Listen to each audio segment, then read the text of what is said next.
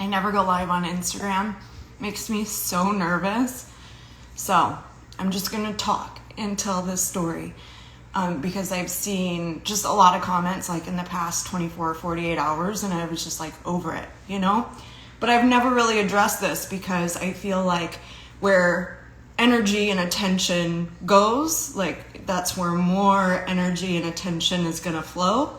So I've just never addressed it. But there comes a point where you're like, whatever, I don't care anymore. I'm just gonna say it. So I've been with MONAT for 6 years. When I got started, I was a hairstylist. I'm still a hairstylist, semi-retired. I just do hair now because I want to and not because I have to, which is the most freeing place to be. Like, it allows me to love the craft for the art and not because it's my job, you know? So I love that. But that's not why I got started. I never got started because I wanted to retire or I wanted to become $1 million earner or I wanted to hit the top of the compensation plan. None of that. I got started because I genuinely loved the products. That's where it all started. I joined the company when it was 6 months old. We were so new. We didn't even have a hairspray. I remember when we launched our hairspray. So we, like, everything was so new. And there wasn't a whole lot of talk about MONAT at that point in time. Just lots of raving reviews. It was amazing. Not a whole lot of people had heard about it, but I was seeing like awesome results with it. And I have to be super careful about how I approach this subject and what I say, because during that time I was just using it in the salon. I was doing extensions, I was doing vivid color. I needed something for both services. I had a lot of clients that were struggling with hair loss. So I was like picking and choosing from different lines. I was sending my clients to Ulta. I didn't care about like product sales. I genuinely just wanted my colors to look better, last longer, my clients to have more manageable hair, to help my clients that were struggling with thinning to extend the life of the extensions. And that was it. It really wasn't ever about the money. If I could make some good money, yeah, of course. We don't work for free, right? So that was my goal. If I could just make enough money to pay for the salon, then it would be worth it. Retail is a huge chunk of hairstylists' income for a lot of them. So that wasn't anything new. But for the first time, this allowed me to sell online, whether it's on Instagram, Facebook. I couldn't do that with my other product lines. You have contracts, all kinds of weird things, but they're allowed to. They can sell to your clients online, but you can't. So this gave me a link and a virtual inventory that my clients could access anytime. There were so many things that just made sense to me. I didn't have to carry inventory. That was huge. My money wasn't tied up in products sitting on a shelf. There were a lot of things that made sense to me. So I started talking about it on social media, and there were a few other stylists that were involved with the company at this time. There weren't a whole lot of us, to be honest, but there were a few.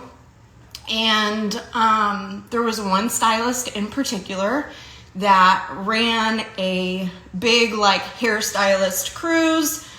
She ran all kinds of like Facebook groups, and I was talking to her. And I had sent her products to try. I sent her the Rejuvenate oil, and I sent her a full system. She denies that today, but yes, she was using the products. And she was going to do this. Like, she was going to jump on board with me. And then something happened. I don't remember. This is like 6 years ago. Something happened where she signed a contract with another hair care company, so she couldn't do this. She had to be exclusive to that line. Another great thing about MONAT is that, like, I can use whatever I want. There's no contracts. Anyway, so she couldn't do this. Well, about 6 months later, me and the other hairstylists that we all kind of like hung out in the same education circles. We were in the same Facebook groups, right? Like, so she was kind of watching and seeing what we were doing. About 6 months later, I got my car. I was taking additional days off behind the chair. So I was only in the salon maybe 3 or 4 days. Another hairstylist, Mandy Sue, she got her car. She was having success, 5-figure paychecks. I mean, it was nuts, right? But that's not really what we expected. It's just kind of like what happened from naturally loving the products. Well, I'm trying to figure out how to say this. She got bitter. She got real bitter and started getting really nasty and decided she was going to start like a Facebook group. And during this time, there weren't stipulations on Facebook. Like, you could just add people to groups. You didn't have to ask for permission. You could just add them. So she like rounded up 4 or 5 of her other like stylist comrades and started going through our friends lists, other market partners' friends lists. They started going through their friends list and they were adding people to the groups, like filling it. In a matter of like 3 days, there was 19,000 people in that group. Now, before I go into this, I just want to say that we have like close to 2 million VIP customers. People are going to be allergic, right? There are certain things that I can't use. I can't use certain laundry detergents. I'm allergic to them. But just because I'm allergic to them doesn't mean that they're bad for the general public, right? Like, so there's going to be people that genuinely, like, they just can't use it. We use essential oils in the products. There's a lot of like coconut. People that have coconut allergies can't necessarily use it. So I just want to say that before I go into this. I'm not saying that there aren't people that haven't had bad results, but this is like all an illusion. And if you're paying attention to like what's going on with the media and false narratives and all of this, like, I've seen it. I've seen how it happens. I've been like steamrolled into something like that.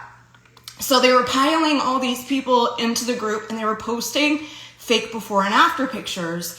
And they were posting like crazy things, like they had lost their sense of taste, just wild things.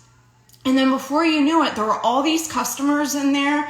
There were all these market partners in there seeing this stuff and thinking like, oh my gosh, like this is what is happening to me.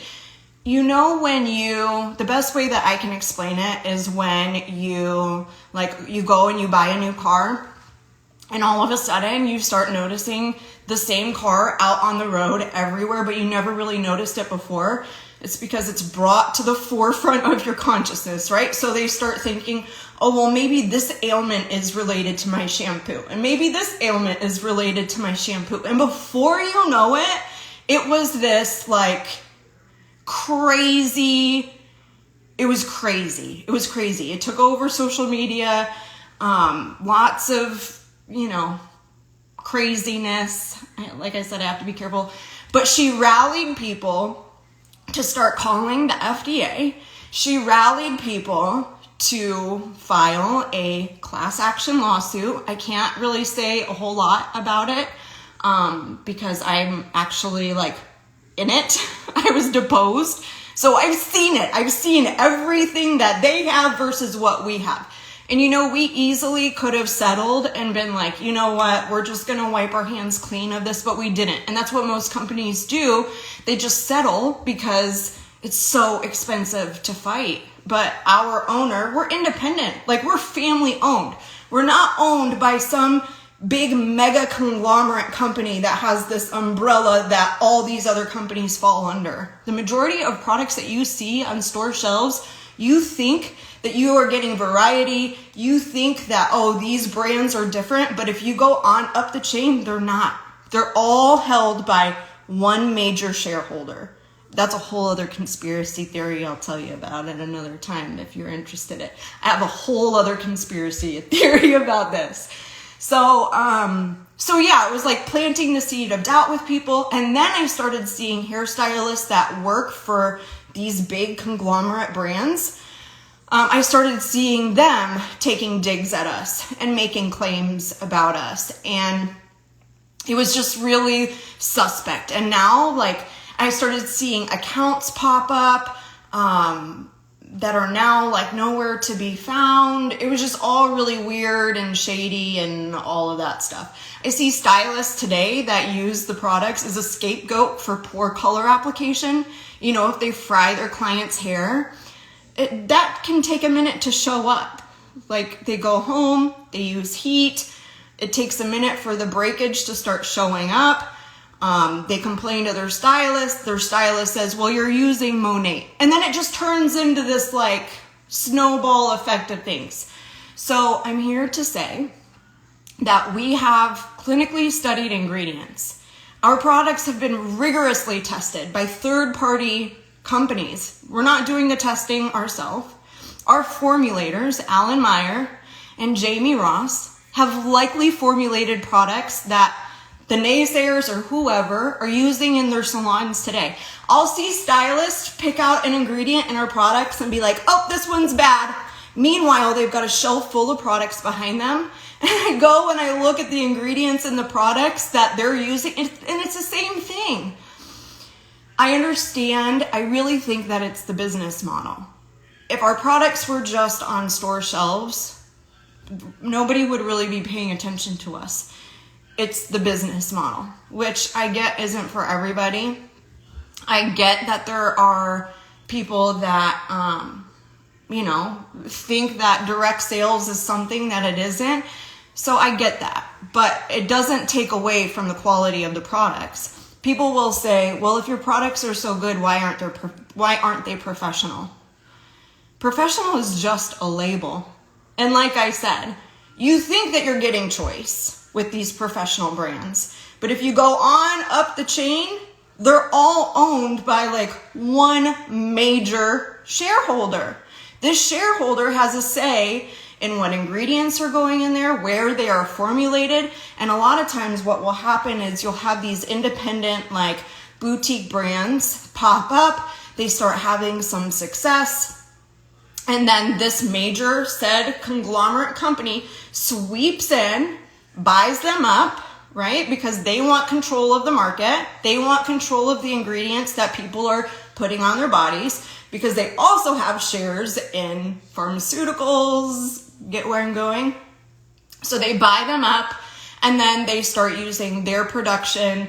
They start using their ingredients. They start reformulating. Have you ever used a product that you use for years, and then all of a sudden it just isn't the same? It's because formulations have changed. So I say all of this to say, we use clinically studied ingredients. We have an entire scientific advisory board that is full of doctors, whether it's dermatologists, trichologists. We have a nutritionist. Oh, he's so gorgeous. He's in Florida. But they all oversee the development of the products. I've never been able to say that about anything that I've ever used before.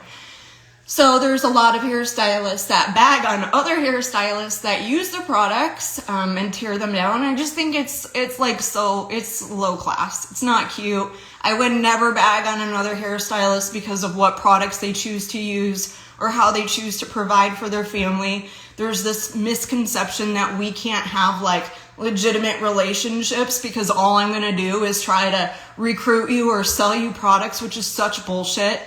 But yeah, so I encourage you, if you thought about using it, like try it. There's a 30-day money back guarantee. If you don't like it, you can return it. We'll help you get your money back. But if you are listening to people on Facebook or you're listening to your hairstylist that has never used it, the majority of the people talking shit have never used it. Never.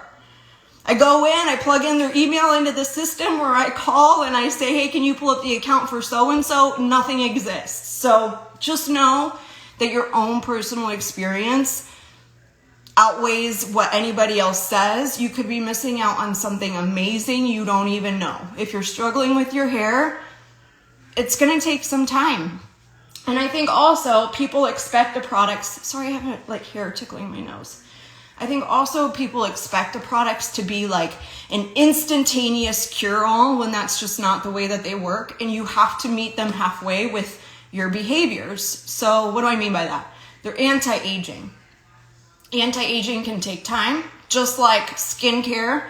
You're not gonna like use a skincare routine for wrinkles and then wake up the next day and be wrinkle free, right? It's gonna take consistent use. It's gonna take time. You're gonna have to meet the products halfway, drink lots of water, make sure you're using sunscreen, make sure that you're using according products. Like this is the same way.